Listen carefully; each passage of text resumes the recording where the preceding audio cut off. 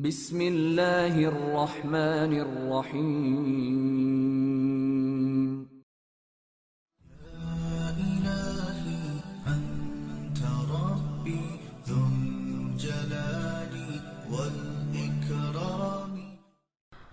حسن بن صباح کا اس درویش کے پاس اس انداز سے پہنچنا جس انداز سے اسے پہنچایا گیا پر اسرار افسانہ لگتا ہے، لیکن فرقہ باطنیہ اسی طرح زمیندوز اور پر اسرار طریقوں سے پھلا پھولا تھا۔ سلجوقی سلاطین اہل سنت والجماعت تھے، اس لیے وہ کسی اور فرقے کا وجود برداشت نہیں کرتے تھے۔ تاریخ گواہ ہے کہ انہوں نے جاسوسوں اور مخبروں کے ذریعے اپنی سلطنت کے ہر گوشے میں نظر رکھی ہوئی تھی۔ یہی وجہ تھی کہ فرقہ باطنیہ زمیندوز ہو گیا اور اس کے پیشواؤں نے اپنی کارروائیوں کو اتنا خفیہ کر دیا کہ جاسوسوں اور مخبروں کو بھی ان کی کارروائیوں کا علم نہیں ہوتا تھا۔ حسن بن صباح کا استاد عبد الملک ابن عطاش کوئی معمولی شخصیت نہیں تھا، وہ فرقہ باطنیہ کا صف اول کا پیشوا تھا۔ بعض مورخوں نے لکھا ہے کہ وہ ایک قلعے کا مالک بھی تھا۔ اگلی صبح سورج ابھی افق سے نہیں ابھرا تھا جب 4 گھوڑے ان چٹانی بھول بھلیوں سے نکلے۔ ان کا رخ خراسان کی طرف تھا۔ ایک گھوڑے پر حسن بن صباح سوار تھا، دوسرے پر فرحی، تیسرے پر درویش اور چوتھے پر درویش کا ایک آدمی سوار تھا۔ جب سورج افق سے اٹھ آیا اس وقت یہ 4 گھوڑے ایک سرسبز پہاڑی کی ڈھلان پر چڑھے جا رہے تھے۔ یہ باقاعدہ راستہ تھا جس پر بیل گاڑیاں اور گھوڑا گاڑیاں بھی چلا کرتی تھیں۔ درویش نے گھوڑا روک لیا، باقی 3 گھوڑے بھی رک گئے۔ درویش نے اپنے گھوڑے کا منہ اس طرف پھیر دیا جس طرف سے وہ آئے تھے۔ پیچھے دیکھو حسن، درویش نے کہا، اور تم بھی فرحی۔ حسن اور فرحی نے پیچھے دیکھا، ان کے چہروں کے تاثر بدل گئے۔ اس بلندی سے انہیں دور دور تک پھیلا ہوا جو منظر نظر آ رہا تھا وہ کچھ عجیب سا تھا۔ جس پہاڑی کی بلندی پر وہ کھڑے تھے وہ بڑی خوبصورت گھاس، پھول اور پودوں اور خوشنما درختوں سے ڈھکی ہوئی تھی۔ پہاڑی کے دامن میں کچھ دور تک روح افزا سبززار تھا۔ دور ایک ندی ابھرتے سورج کی کرنوں میں چمک رہی تھی۔ اس سحر انگیز خطے میں میلوں رقبے میں پھیلا ہوا ایک بے آب و گیاہ چٹانی سلسلہ تھا جو گولائی میں تھا۔ چٹانیں نوکیلی بھی تھیں، بعض کی چوٹیاں مخروطی تھیں، کچھ بہت بڑے بڑے انسانی بتوں جیسی تھیں اور زیادہ تر اس طرح گول تھیں جیسے قدرت کے ہاتھوں نے انہیں بڑی محنت سے بنایا ہو۔ ان کے وسط میں کچھ جگہ ہری بھری نظر آ رہی تھی جہاں چند ایک درخت بھی کھڑے تھے۔ یہ وہ جگہ تھی جہاں درویش کا ڈیرا تھا۔ ان چٹانوں کا رنگ سلیٹی بھی تھا اور سیاہ بھی، اور یہ خطہ ڈراؤنا سا لگتا تھا۔ دیکھ رہے ہو حسن، درویش نے کہا، تم بھی دیکھو فرحی۔ میں یہاں سے آگے نہیں جاؤں گا، یہاں تک تمہارے ساتھ اس لیے آیا ہوں کہ ایک آخری بات کہنی تھی جو یہاں آ کر ہی کہی جا سکتی تھی۔ زندگی ہری بھری گھاس اور پھولوں کی سیج ہی نہیں، اس میں ایسی ایسی دشواریاں بھی ہیں کہ انسان ہمت ہارنے کے مقام پر پہنچ جاتا ہے۔ کامیاب وہی ہوتے ہیں جو ان دشواریوں میں سے گزر جاتے ہیں۔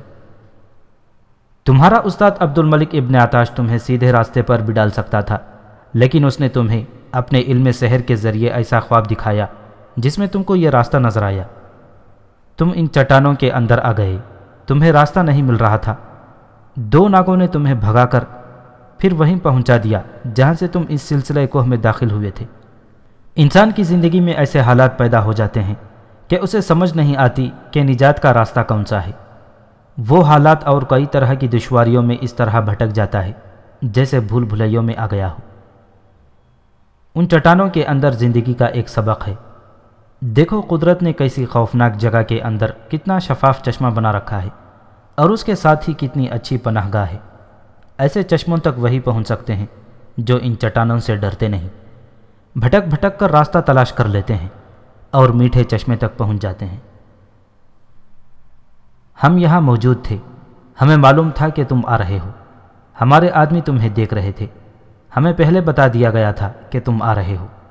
یہ تو تم جان ہی چکے ہو کہ اس لڑکی کو ہمارے آدمی اٹھا کر لائے تھے۔ ہمارا کوئی آدمی ان بھول بھلائیوں میں بھٹک نہیں سکتا۔ میں اس وقت تم سے بہت چھوٹا تھا جب میرا استاد مجھے یہاں لایا تھا، وہ باہر بیٹھ گیا تھا۔ اس نے میری کلائی کے ساتھ ایک دھاگا باندھ دیا تھا۔ یہ بڑا ہی لمبا دھاگا تھا جو گولے کی شکل میں استاد نے اپنے ہاتھ میں رکھا ہوا تھا۔ اس نے مجھے کہا تھا کہ میں باہر بیٹھوں گا، تم اندر چلے جاؤ، ایک مشکیزے میں اس چشمے کا پانی بھر لاؤ۔ استاد نے مجھے بتایا کہ یہ دھاگا راستے میں چھوڑتے جانا اور میں باہر بیٹھا گولے سے دھاگا ڈھیلا کرتا جاؤں گا۔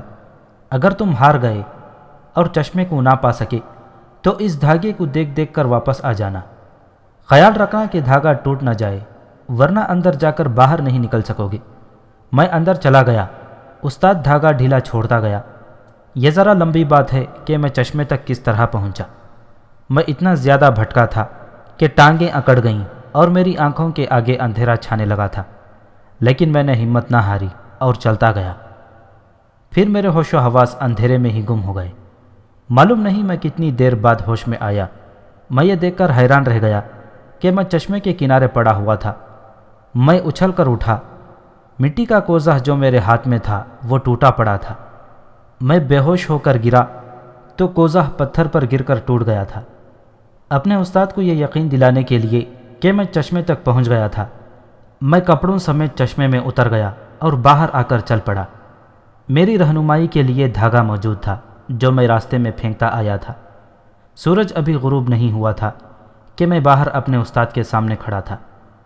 میں نے اسے بتایا کہ وہ کوزہ ٹوٹ گیا ہے اور میں چشمے میں اتر کر اپنے کپڑے بھگو لایا ہوں۔ میں تمہیں وہ سبق دینا چاہتا ہوں جو استاد نے مجھے دیا تھا۔ اس نے کہا تھا کہ زندگی کے چشمے خود چل کر کسی کے پاس نہیں آ جایا کرتے، انسان کو چل کر ان کے پاس جانا پڑتا ہے، اور پھر زندگی کے چشمے ان کا استقبال کیا کرتے ہیں جو ان کی تلاش میں سنگلاخ وادیوں، سوکھی سڑی چٹانوں کی بھول بھلائیوں اور پرخار راستوں پر چلتے ہی جاتے ہیں اور پایا استقلال میں لغزش نہیں آنے دیتے۔ اور استاد نے کہا تھا کہ یہ دھاگا جو میں نے تمہاری کلائی سے باندھا تھا اسے صرف ایک دھاگا ہی نہ سمجھنا، یہ دھاگا انسانی رشتوں کی علامت ہے۔ انسانی رشتے ٹوٹنے نہیں چاہیے۔ تم اکیلے کچھ بھی نہیں، تم تنہا رہ گئے تو سمجھو تمہاری ذات ہی ختم ہو گئی۔ ہمیشہ یاد رکھنا کہ رشتوں کا یہ دھاگا ٹوٹنے نہ دینا۔ ذرا سوچو، اگر یہ دھاگا ٹوٹ جاتا اور میرا اور تمہارا رشتہ ٹوٹ جاتا اور تم ان بھول بھلائیوں سے نکل نہ سکتے، تو یہ وہ آخری سبق جو میں نے تم تک پہنچانا تھا حسن۔ ثابت قدم رہنا۔ تم نے فوج کے بغیر قلعے سر کرنے ہیں۔ انسانی فطرت کی کمزوریوں کو اپنے مقاصد اور مفادات کے لیے استعمال کرنا ہے۔ انسانوں پر نشہ طاری کر دو۔ نشہ دولت کا بھی ہوتا ہے، عورت بھی آدمی کے لیے نشہ بن جایا کرتی ہے۔ نشے کی کمی نہیں حسن، ابلیسی اوصاف میں بڑی طاقت ہے۔ میں تمہیں راز کی ایک بات بتاتا ہوں، بہت کم لوگ ایسے ہوتے ہیں جو نماز اپنا فرض اور خدا کی عبادت سمجھ کر پڑھتے ہیں۔ عام لوگ نماز صرف اس لیے پڑھتے ہیں کہ اگلے جہاں جنت میں جائیں گے، جہاں حوریں اور شراب ملے گی، اور سوائے عیش و عشرت کے کوئی کام نہیں ہوگا۔ میں ان لوگوں کو دنیا میں جنت دکھا دوں گا، حسن نے پرعزم لہجے میں کہا۔ زندہ باد حسن بن صباح، درویش نے کہا۔ اب جاؤ، میں یہاں سے واپس جا رہا ہوں، الوداع۔ 2 دنوں کی مسافت کے بعد حسن بن صباح فرحی اور اپنے رہبر کے ساتھ ایران کے جس قلعے میں داخل ہوا وہ قلعہ اصفہان تھا۔ عام طور پر اسے قلعہ شاہدر کہا جاتا تھا۔ یہ سلجوقی سلطان ملک شاہ نے تعمیر کرایا تھا اور ذاکر نام کے ایک سرکردہ فرد کو امیر قلعہ یا والی قلعہ مقرر کیا تھا۔ ذاکر سلجوقیوں کی طرح پکا مسلمان اور اسلام کا شیدائی تھا۔ یہ کوئی بڑا قلعہ نہیں تھا کہ اس کے اندر شہر آباد ہوتا۔ اندر آبادی تو تھی، لیکن چند ایک معزز اور اچھی حیثیت اور سرکاری رتبوں اور عہدوں والے لوگ انتظامیہ کے اور لوگوں کے ذاتی ملازم رہتے تھے۔ آبادی قلعے سے باہر اور ذرا دور دور تھی۔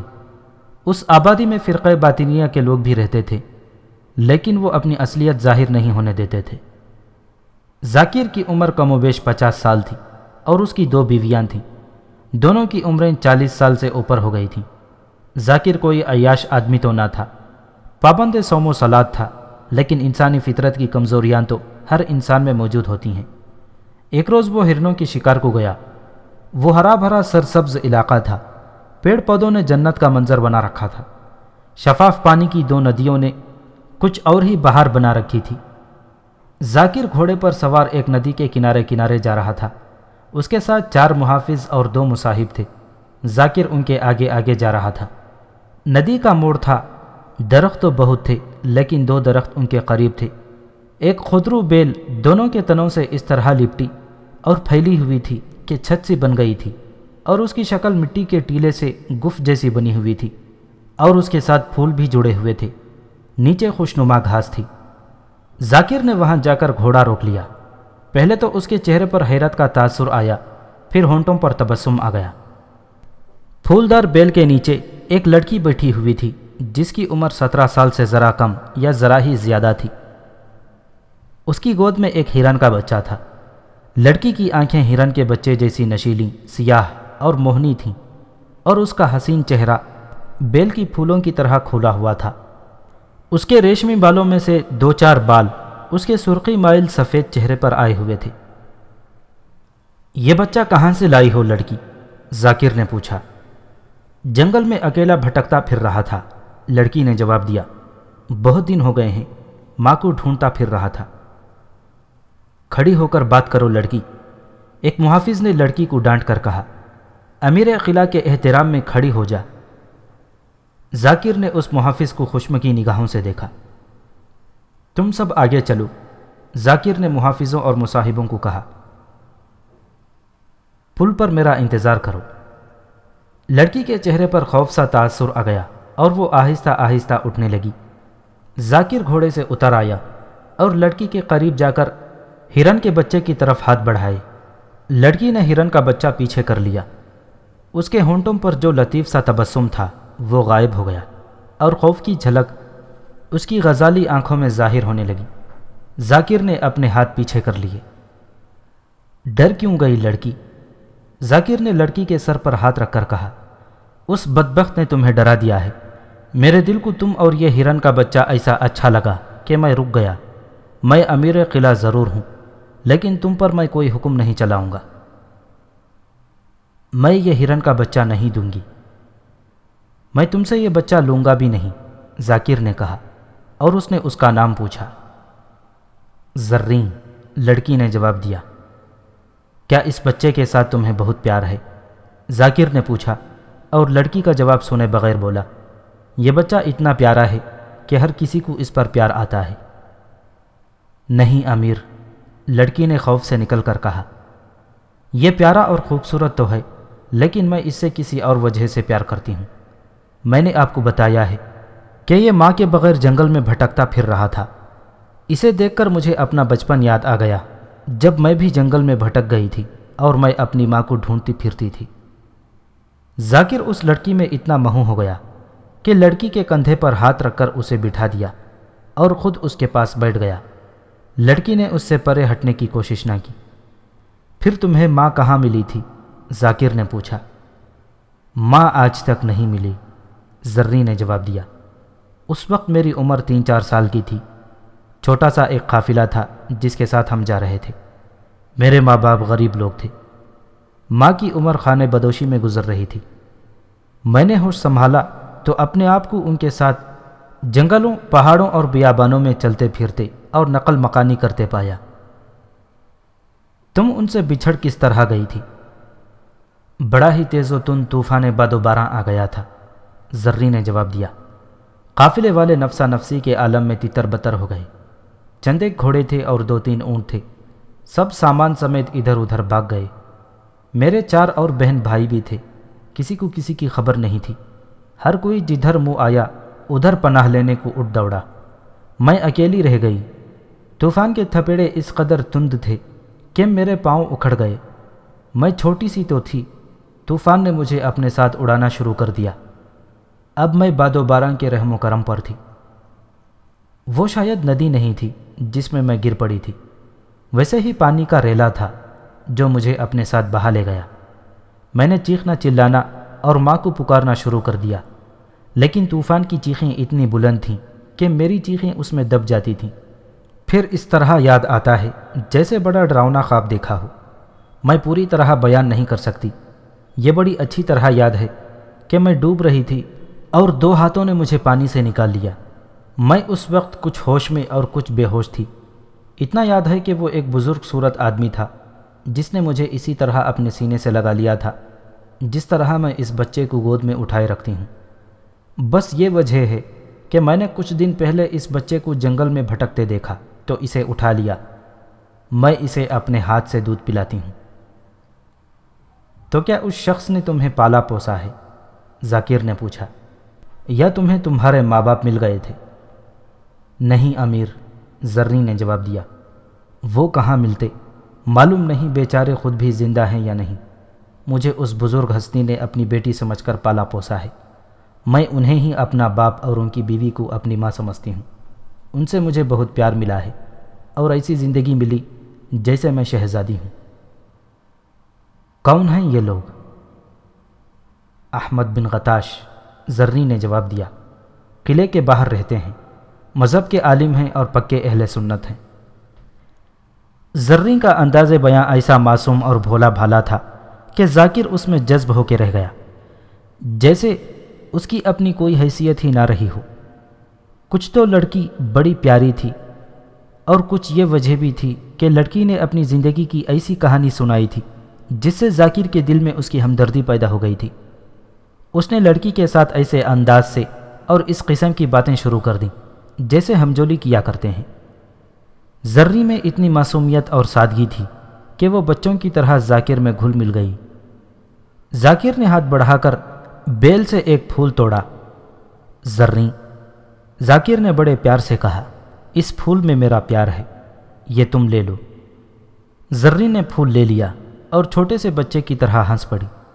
اس کی ہنسی ایسی تھی جیسے جل ترنگ سے نغمہ پھوٹا ہو۔ ایک بات بتاؤ زرری، ذاکر نے کہا، کیا تم نے میرا یہ پھول دل سے قبول کر لیا ہے؟ ہاں تو پیار کو کون قبول نہیں کرتا؟ تو کیا تم میرے گھر آنا پسند کرو گی؟ ذاکر نے کچھ التجا کے لہجے میں پوچھا۔ وہ کیوں؟ میں تمہیں ہمیشہ اپنے پاس رکھوں گا، ذاکر نے کہا۔ میں تمہیں اپنی زندگی کا ساتھی بنانا چاہتا ہوں۔ تو پھر میں کیوں آؤں؟ زرری نے بڑے شگفتہ لہجے میں کہا۔ آپ کیوں نہیں آتے؟ نہیں زرری، ذاکر نے کہا، تم اتنی معصوم ہو کہ میری بات سمجھ نہیں سکی۔ میں تمہیں اپنے گھر لانا چاہتا ہوں، تم مجھے اس پھول جیسی پیاری لگتی ہو۔ پھول کسی کے پاس چل کر نہیں جایا کرتے امیر محترم، زرری نے مسکراتے ہوئے کہا۔ پھولوں کے شیدائی خود چل کر پھولوں کے پاس جایا کرتے ہیں اور وہ کانٹوں میں سے بھی پھول توڑ لیا کرتے ہیں۔ آپ نے یہ پھول جو مجھے دیا ہے ہاتھ لمبا کر کے توڑا ہے۔ آپ کسی پھول کو حکم دیں کہ وہ آپ کے پاس آ جائے، کیا پھول آپ کی حکم کی تعمیل کرے گا؟ ذاکر نے قہقہا لگایا اور اس کے ساتھ ہی لڑکی کو اپنے بازو کے گھیرے میں لے کر اپنے قریب کر لیا۔ زرری نے مزاحمت نہ کی۔ تم جتنی حسین ہو اتنی ہی دانشمند ہو، ذاکر نے کہا۔ اب تو میں تمہیں ہر قیمت پر حاصل کر لوں گا اور میں اپنی جان کی قیمت دے کر بھی آپ سے بھاگوں گی، زرری نے پہلے جیسی شگفتگی سے کہا۔ وہ کیوں؟ میں نے بادشاہوں کی بہت سی کہانیاں سنی ہیں، زرری نے کہا۔ آپ جیسے امیر بھی بادشاہ ہوتے ہیں، مجھ جیسی لڑکی پر فریفتہ ہو کر اسے زر و جواہرات میں تول کر اپنے حرم میں ڈال لیتے ہیں، اور جب انہیں ایسی ہی ایک اور لڑکی مل جاتی ہے تو وہ پہلی لڑکی کو حرم کے کباڑ خانے میں پھینک دیتے ہیں۔ میں فروخت نہیں ہونا چاہتی اے امیر قلعہ۔ ہاں اگر آپ کے سپاہی مجھے زبردستی اٹھا کر آپ کے محل میں پہنچا دیں تو میں کچھ بھی نہیں کر سکوں گی۔ میرا بوڑھا باپ احمد بن غتاش بھی سوائے آنسو بہانے کے کچھ نہیں کر سکے گا۔ وہ بوڑھا بھی ہے، عالم دین بھی ہے، اور وہ شاید تلوار بھی نہیں چلا سکتا۔ نہیں زرری، ذاکر نے کہا، احمد بن غتاش کی طرح میں بھی سنی مسلمان ہوں۔ کیا تم نے کبھی مسلمانوں میں کوئی بادشاہ دیکھا ہے؟ پھر میں کسی ملک کا حکمران نہیں، میں سلجوقی سلطان کا ملازم ہوں۔ حکومت سلطان ملک شاہ کی ہے، وہ بھی اپنے آپ کو بادشاہ نہیں سمجھتے۔ میرے پاس کوئی حرم نہیں، 2 بیویاں ہیں جو جوانی سے آگے نکل گئی ہیں۔ وہ تمہاری خدمت کیا کریں گی اور وہ تمہیں دیکھ کر بہت خوش ہوں گی۔ اس دور میں عربوں میں 1 سے زیادہ بیویاں رکھنے کا رواج تھا۔ اس وقت سوکن کا تصور نہیں تھا۔ بیویاں ایک دوسری کے ساتھ خوش و خرم رہتی تھیں۔ یہاں تک بھی ہوتا تھا کہ خاوند عیاش طبیعت کا ہو تو کبھی کبھی کوئی بیوی اپنی کسی سہیلی کو ایک آدھ رات کے لیے اپنے خاوند کو تحفے کے طور پر پیش کرتی تھی۔ داستان کو جس دور اور جس خطے کی کہانی سنا رہا ہے وہاں سلجوقی سلاطین کی حکومت تھی۔ سلجوقی ترک تھے، ان کے ہاں بھی یہی رواج تھا۔ اسلام قبول کر کے انہوں نے بھی اپنے آپ کو پابند کر لیا تھا کہ ایک آدمی زیادہ سے زیادہ 4 بیویاں رکھ سکتا ہے۔ حرم کا تصور عربوں کی طرح ان کے ہاں بھی ناپید تھا۔ بعض مورخوں نے لکھا ہے کہ سلجوقی بیویوں کے حقوق کا پورا خیال رکھتے تھے۔ زرین نے جب ذاکر سے یہ سنا کہ اس کی 2 بیویاں ہیں اور دونوں جوانی سے آگے نکل گئی ہیں تو اس پر ایسا کوئی اثر نہ ہوا کہ یہ اس کی 2 سوکنیں ہوں گی۔ میں تمہیں زبردستی نہیں اٹھاؤں گا زرین، ذاکر نے کہا، نہ میں تمہیں زر و جواہرات میں تولوں گا، میں اللہ اور رسول کے احکام کے مطابق تم سے نکاح پڑھواؤں گا، فیصلہ تم کرو گی۔ تو پھر اس پودے کے پاس جائیں جس کا پھول توڑنا ہے، زرین نے کہا۔ ہاں زرین، ذاکر نے کہا، میں تمہاری بات سمجھ گیا ہوں، میں احمد بن غتاش کے ساتھ بات کروں گا۔ میں تمہیں یہ بھی بتا دیتا ہوں زرین، پہلے تو مجھے تمہارا یہ معصوم حسن اچھا لگا تھا، لیکن میں نے دیکھا کہ تم میں عقل و دانش بھی ہے، تو میں نے کہا تھا کہ میں تمہیں ہر قیمت پر حاصل کروں گا۔ یہ اس لیے کہا تھا کہ میں اس قلعے کا حاکم ہوں، تم جیسی دانش مند بیوی میرے لیے سود مند ثابت ہوگی، تم مجھے سوچ بچار میں مدد کرو گی۔ میرے باپ سے فیصلہ لے لیں، زرین نے قدر سنجیدگی سے کہا، میں نے آپ کو ٹھکرایا نہیں، لیکن میں آپ کو یہ بتا دیتی ہوں کہ مجھے دولت نہیں، محبت چاہیے۔ ذاکر نے زرین کا ایک ہاتھ اپنے دونوں ہاتھوں میں لے کر ذرا ملا اور کچھ دبایا اور اٹھ کھڑا ہوا۔ زرین، ذاکر نے بڑے سنجیدہ لہجے میں کہا، میری فطرت بادشاہوں جیسی ہوتی تو میں درہم و دینار کی ایک تھیلی تمہارے قدموں میں رکھ دیتا، لیکن نہیں، میں محبت کو محبت سے خرید لوں گا۔ ذاکر گھوڑے پر سوار ہوا اور ایڑ لگا دی۔ اس کے محافظ اور مصاحب ندی کے پل پر اس کے منتظر تھے۔ ایک بات غور سے سن لو، ذاکر نے کہا، اگر کوئی ہرن سامنے آئے تو مجھے دیکھ کر یہ ضرور بتا دیا کرو کہ یہ نر ہے یا مادہ، میں کسی ہرنی کو نہیں مارنا چاہتا، ہو سکتا ہے وہ بچے والی ہو۔ ذاکر شکار سے واپس آ رہا تھا، اس نے ایک ہی ہرن مارا تھا، لیکن اس روز وہ بہت بڑا شکار کھیل آیا تھا۔ وہ زریں تھیں جو ادھ کھلے پھول کی طرح معصوم تھیں۔ ذاکر کو ابھی یہ خیال نہیں آیا تھا کہ وہ شکار کر کے آیا ہے یا خود شکار ہو گیا ہے۔ زریں نے اسے اپنی بستی بتا دی تھی جو قلعے سے تھوڑی ہی دور تھی۔ اس بستی کے قریب آ کر ذاکر نے گھوڑا روک لیا اور وہ اپنے ایک مصاحب سے کہا کہ یہاں احمد بن غتاش نام کا ایک عالم دین رہتا ہے، اسے میرا سلام پہنچایا جائے۔ ایک مصاحب نے گھوڑا دوڑا دیا اور وہ بستی کی گلیوں میں غائب ہو گیا۔ جب وہ واپس آیا تو اس کے ساتھ ایک آدمی تھا جو سر سے پاؤں تک سفید چوغے میں ملبوس تھا۔ اس کے سر پر سلجوقی ٹوپی تھی اور ٹوپی پر سفید رومال تھا جو کندھوں تک لٹک رہا تھا۔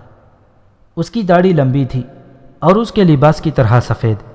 ذاکر نے اسے بستی سے نکلتے دیکھا تو گھوڑے سے کود کر اترا اور بہت ہی تیز چلتا اس شخص تک پہنچا، جھک کر سلام کیا، پھر اس کے گھٹنے چھو کر مصافحہ کیا۔ احمد بن غتاش؟ ہاں امیر قلعہ، اس شخص نے کہا، احمد بن غتاش میں ہی ہوں، میرے لیے حکم؟ کوئی حکم نہیں اے عالم دین، ذاکر نے التجا کے لہجے میں کہا، ایک درخواست ہے، کیا آپ آج کا کھانا میرے ہاں کھانا پسند فرمائیں گے؟ زہ نصیب، احمد بن غتاش نے کہا، حاضر ہو جاؤں گا مغرب کی نماز کے بعد۔ ذاکر نے ایک بار پھر جھک کر اس سے مصافحہ کیا اور واپس آ گیا۔ مغرب کی نماز کے بعد احمد بن غتاش ذاکر کے محل نما مکان میں اس کے ساتھ دسترخوان پر بیٹھا تھا۔ کھانے کے دوران ہی ذاکر نے درخواست کے لہجے میں احمد بن غتاش سے کہا کہ وہ اس کی بیٹی کے ساتھ شادی کرنا چاہتا ہے۔ اس نے یہ بھی بتایا کہ زریں اسے کہاں ملی تھی اور یہ بھی کہ زریں نے اسے بتایا تھا کہ وہ احمد بن غتاش کی بیٹی کس طرح بنی تھی۔ اللہ نے میری دعائیں قبول کر لی ہیں، احمد بن غتاش نے دونوں ہاتھ آسمان کی طرف اٹھا کر کہا، میں نے اس بچی کو طوفان میں سے نکالا تھا اور اسے بڑے پیار سے پالا ہے، میں دعائیں مانگا کرتا تھا کہ اس بچی کی زندگی خانہ بدوشوں جیسی نہ ہو اور اس کا مستقبل روشن ہو۔ اگر آپ نے اسے اپنی رفاقت کے قابل سمجھا ہے تو بچی کے لیے اور میرے لیے اور خوش نصیبی کیا ہوگی۔ 2-4 ہی دنوں بعد زرین دلہن کے لباس میں ذاکر کی زندگی میں داخل ہو گئی۔ ذاکر کی دونوں بیویوں نے بڑے پیار سے اس کا استقبال کیا۔ ذاکر نے 2 خادمائیں زرین کے لیے وقف کر دیں۔ مجھے کسی خادمہ کی ضرورت نہیں، زرین نے ذاکر سے کہا، میں آپ کی خدمت اپنے ہاتھوں کروانا چاہتی ہوں۔ میں نے دیکھا ہے کہ رات کو آپ دودھ پیتے ہیں تو وہ خادمہ آپ کو دیتی ہے۔ آئندہ یہ دودھ میں خود آپ کے لیے تیار کیا کروں گی۔ میں جانتی ہوں آپ دودھ میں شہد ملا کر پیتے ہیں۔ ذاکر کی عمر 50 سال ہو چکی تھی۔ اسے غالباً توقع نہیں تھی کہ 17 سال عمر کی اتنی حسین لڑکی اس پر فریفتہ ہو جائے گی۔ اس نے زرین کو اجازت دے دی کہ رات کا دودھ وہ خود اسے پلایا کرے گی۔ کچھ دنوں بعد زرین نے ذاکر سے کہا کہ جس شخص نے اسے طوفان سے بچایا اور اتنے پیار سے پالا ہے، اس کے بغیر وہ اپنی زندگی بے مزہ سی محسوس کرتی ہے۔ ذاکر احمد بن غتاش کو اجازت دے دے کہ وہ 1-2 دنوں بعد کچھ وقت یہاں گزارا کرے۔ مختصر یہ کہ یہ نوخیز لڑکی ذاکر کے دل و دماغ پر چھا گئی۔ ذاکر نے احمد بن غتاش کو بلا کر بڑے اہتمام سے کہہ دیا تھا کہ وہ جب چاہے اس کے گھر آیا جایا کرے اور جتنے دن چاہے رہا کرے۔ ذاکر کو ذرا سا بھی شک نہ ہوا کہ احمد بن غتاش چاہتا ہی یہی تھا کہ اسے ذاکر کے گھر میں داخلہ مل جائے اور احمد اپنی سازش کو اگلے مرحلے میں داخل کرے۔ وہ اجازت مل گئی اور احمد بن غتاش ذاکر کے گھر میں جانے لگا۔ ذاکر کو یہ شک بھی نہ ہوا کہ احمد بن غتاش کٹر باطنی اور فرقہ باطنیہ کا پیشوا اور اس فرقے کی زمیندوز تنظیم کا بڑا ہی خطرناک لیڈر ہے۔ وہ جس بستی میں رہنا چاہتا تھا وہاں باقاعدہ خطیب بنا ہوا تھا اور ہر کوئی اسے اہل سنت سمجھتا تھا۔ تاریخ نویس ابو القاسم رفیق دلاوری مرحوم نے مختلف مورخوں کے حوالوں سے لکھا ہے کہ ایک طرف ایک نوخیز لڑکی امیر قلعہ کے اعصاب پر غالب آ گئی اور دوسری طرف احمد بن غتاش نے مذہب کے پردے میں اپنی زبان کا جادو چلانا شروع کر دیا۔ ذاکر احمد بن غتاش سے اس قدر متاثر ہوا کہ اس نے بعض سرکاری امور میں بھی اس سے مشورے لینے شروع کر دیے۔ زرین کو خصوصی ٹریننگ دی گئی تھی جس کے مطابق وہ ذاکر کو ہپنوٹائز کیے رکھتی تھی۔ یہ ایک تاریخی حقیقت ہے کہ اس لڑکی نے ذاکر کو یہ جو پیشکش کی تھی کہ اسے وہ خود دودھ پلایا کرے گی، اس سازش کی ایک اہم کڑی تھی۔ وہ دودھ میں اسے ہر روز کچھ گھول کر پلاتی تھی جس کے فوری طور پر اثرات ظاہر ہونے کا کوئی خطرہ نہیں تھا۔ یہ اثرات اندر ہی اندر اپنا کام کر رہے تھے۔ اس دوائی میں نشے کا بھی کچھ اثر تھا جو کچھ اس طرح تھا کہ ذاکر کے مزاج میں بڑی خوشگوار تبدیلی آ جاتی تھی اور وہ زرین کے ساتھ ہم عمر ہمجولیوں کی طرح کھیلنے لگتا تھا۔ صرف ایک بار ایسے ہوا کہ ذاکر کی ایک بیوی نے زرین کو یہ دوائی دودھ میں ڈالتے دیکھ لیا اور زرین سے پوچھا کہ اس نے دودھ میں کیا ڈالا ہے۔ زرین نے بڑی خود اعتمادی سے کہا کہ اس نے کچھ بھی نہیں ڈالا۔ اس بیوی نے ذاکر کو بتایا اور کہا کہ اسے شک ہے کہ زرین ذاکر کو دودھ میں کوئی نقصان دہ چیز پلا رہی ہے۔ ذاکر کا یہ رد عمل تھا کہ اس نے اس بیوی کو طلاق تو نہ دی لیکن اسے یہ سزا دی کہ اسے الگ کر دیا اور اس کے ساتھ کچھ عرصے کے لیے میاں بیوی کے تعلقات ختم کر دیے۔ کم و بیش 3 مہینوں بعد ذاکر صاحب فراش رہنے لگا، لیکن وہ یہ بیان نہیں کر سکتا تھا کہ یہ بیماری کیا ہے اور تکلیف کس نوعیت کی ہے۔ طبیبوں نے اس کے علاج میں اپنا پورا علم صرف کر ڈالا، لیکن نوبت یہاں تک پہنچی کہ وہ اٹھ کر ایک قدم بھی چلنے کے قابل نہ رہا۔ اس کے بستر کے قریب احمد بن غتاش اور زرین ہر وقت موجود رہتے تھے۔ اس کیفیت میں مریض کو وہ انسان فرشتہ لگتا ہے جو اس کی تیمارداری پوری ہمدردی سے کرے، اسے یہ احساس دلاتا رہے کہ وہ جلدی ٹھیک ہو جائے گا۔ احمد بن غتاش نے اس کے پاس بیٹھ کر بڑی ہی پرسوز آواز میں تلاوت قرآن پاک شروع کر دی۔ ذاکر کو اس سے کچھ سکون ملتا تھا۔ پھر وہ وقت بھی یاد آیا کہ ذاکر نے کہا کہ وہ زندہ نہیں رہ سکے گا۔ اس نے سلطان ملک شاہ کے نام ایک پیغام لکھوایا جس میں اس نے احمد بن غتاش کی دانشمندی اور علم و فضل کا ذکر کیا اور لکھوایا کہ اس کی آخری خواہش یہ ہے کہ اس قلعے کا امیر احمد بن غتاش کو مقرر کیا جائے۔ ذاکر مرتے دم تک احمد بن غتاش کو سنی سمجھتا رہا۔